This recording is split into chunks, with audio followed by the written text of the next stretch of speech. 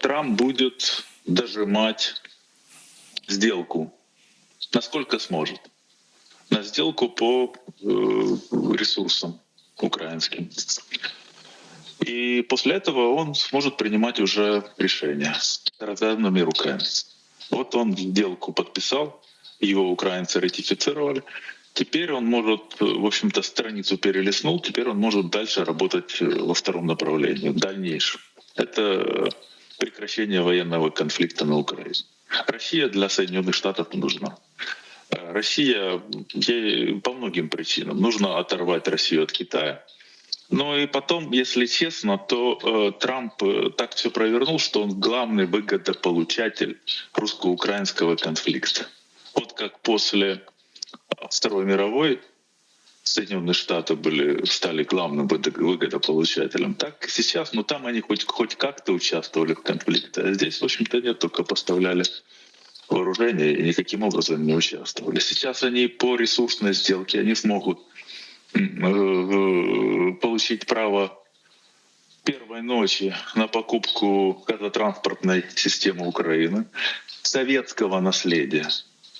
И сейчас, судя по тому, что банкротство Северного потока остановилось, то есть, значит, есть покупатель, который прогарантировал внесение всех долгов. И по той информации, которая была раньше, это американская компания.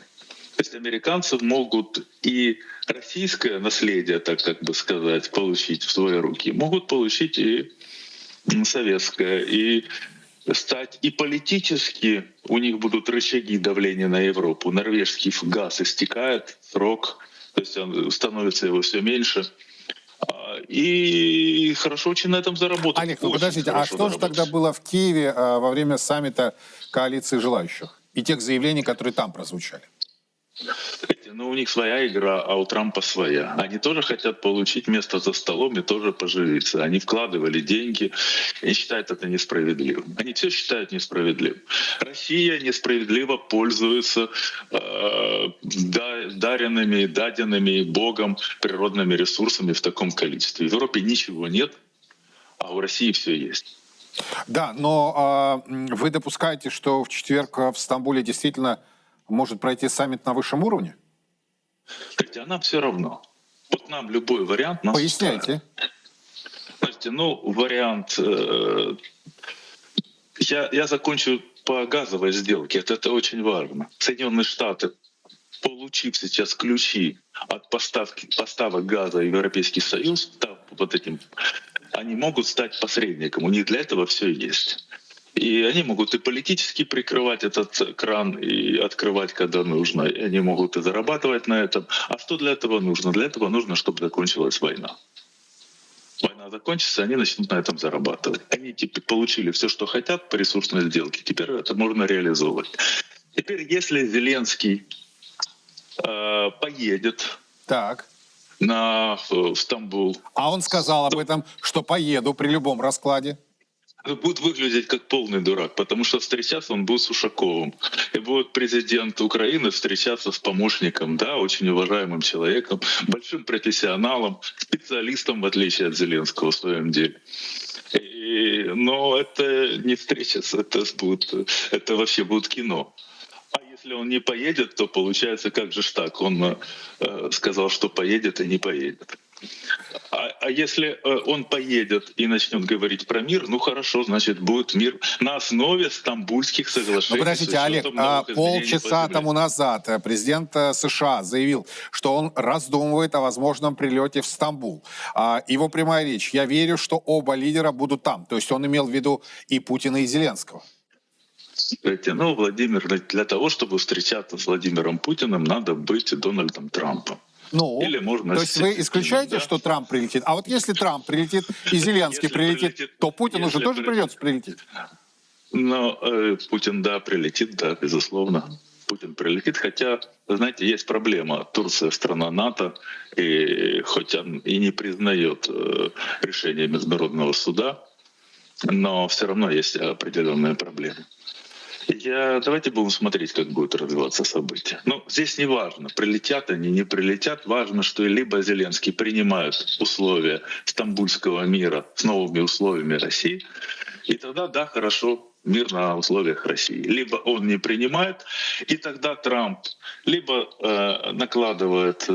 наложит санкции на Украину, на окружение Зеленского, отключит от разведданных, перестанет поставлять оружие, разведет руками, скажет: ну смотрите, ну я сделал все, что мог.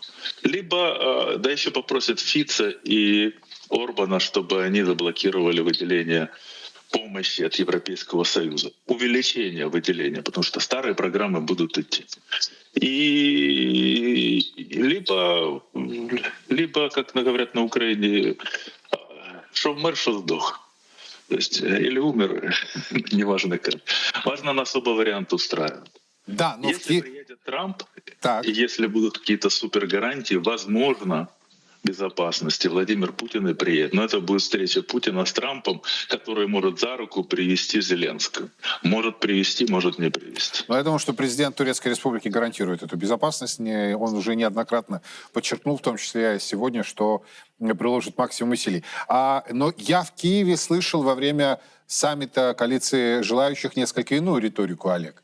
Там уверены в своей правоте, там уверены, что президент Трамп на их стороне. Ну, здесь действительно вот этот диванчик, я эту фотографию надолго запомнил, это видео.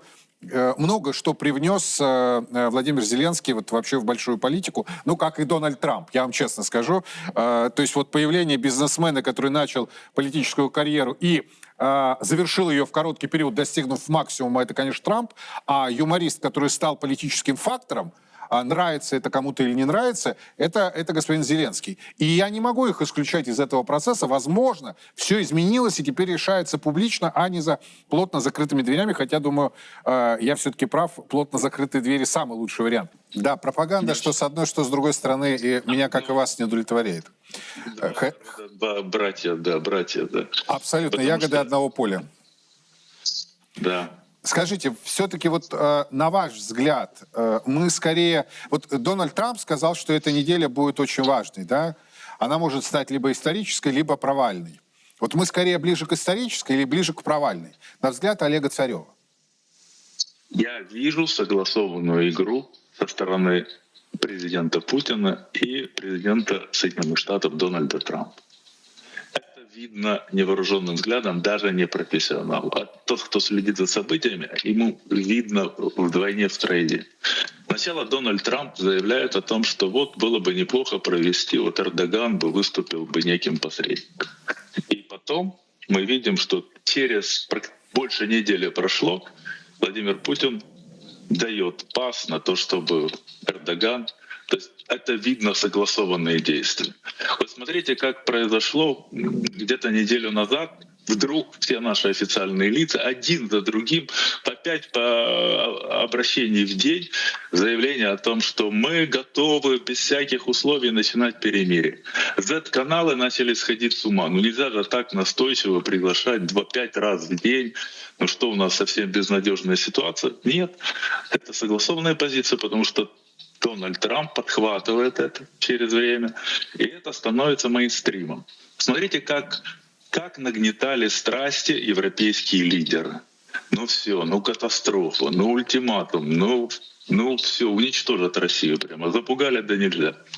Потом выступает Владимир Путин и дает великолепный посыл о том, что давайте в Стамбуле мы готовы без всяких условий. Ведь Стамбул — это катастрофа для Зеленского. Если Стамбул — это намек на то, что вот опять Стамбул, но только на худших условиях, чем он был. И опять значит, мы берем за основу, как и сказал Владимир Путин, Стамбульские соглашения — это очень выгодно России. Взять за основу с учетом изменений на земле. Как говорил наш президент, даже не 10 раз, а больше. Стамбул — это место очень хорошее для России, потому что мы опять возвращаемся к старым Стамбульским соглашениям, где прописано денацификация, демилитаризация. Это не было ни в одних предложениях, ни украинских, ни европейских, ни в американских Но это было в старых Стамбульских соглашениях. И если мы возвращаемся в Стамбул, то мы берем, скорее всего, как бы по умолчанию, парафированные Украиной Стамбульские соглашения, но накладывая новую ситуацию на земле. Для Зеленского это катастрофа по двум причинам. И Дональд Трамп в своих социальных сетях дает сначала первый твит, да, или запись о том, что хорошее предложение от Владимира Путина, и потом на следующий день дает о том, что только попробуй, Зеленский, не выполнить и не приехать в Стамбул, и не послать свою делегацию. Это очевидно согласованная игра. Если это согласованная игра, значит есть сценарий. Если по этому сценарию движется и Россия, и Соединенные Штаты, значит этот сценарий их две стороны устраивает. И в этом смысле это позитивная новость, которая позволяет надеяться, что в результате, раз этот сценарий выполняется, мы получим то, что устраивает и Путина, и Трампа. Олег, вы И были Россию, и тем Соединенные политиком, который первым мне сказал о том, что в России очень сильно недооценили господина Зеленского в свое время. Вот мы сейчас не на те же грабли не попадаем, то есть вы мне хотите сказать, что Лондон, Берлин, Париж, Брюссель, они вот так вот сейчас сложат руки и будут идти в фарватере Путина-Трампа? Я сильно сомневаюсь. Да, у Трампа не очень простая ситуация. Очень непростая, можно сказать, больше непростая ситуация. У него все не очень хорошо получается, у него сумасшедшее сопротивление в Соединенных Штатах, у него за что он не берется, скажем так, сейчас не будем, просто мы в рамках передачи, это отдельная тема, но у него мало что получается, скажем так, из всего, за что он взялся. И СМИ в основном под демократами, не под республиканскими. И рейтинг у Трампа падает. И расходы вместо того, чтобы сокращаться, растут. Поэтому он очень аккуратно. Я бы не сказал, что боязливо действует, потому что, очень аккуратно. И допустил очень много ошибок. Надо было ему действовать решительно в тот момент, когда у него был большой кредит доверия в первые 50 дней. Но и Зеленский действительно, вот там комик, не надо забывать, это он владелец, организатор одной из лучших продюсерской компаний телевизионных в Восточной Европе.